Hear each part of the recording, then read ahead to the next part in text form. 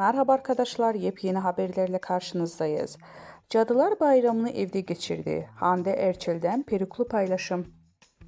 Aşk ve Gözyaşı dizisiyle yeniden ekranlara dönen Hande Erçel, Cadılar Bayramı'nı özel mavi perukla paylaşım yaptı. Eylül ayının başında iş insanı Hakan Sabancı ile 3 yıllık ilişkilerine nokta koyan Hande Erçel, ayrılığın ardından tüm enerjisini kariyerine yöneltti. Son dönemde hem dizide hem de uluslararası işbirliğinde adından söz ettiren Hande Erçel, bu kez evinde yaptığı renkli paylaşımla gündeme geldi. İşte o görüntüleri sizlere sunuyoruz.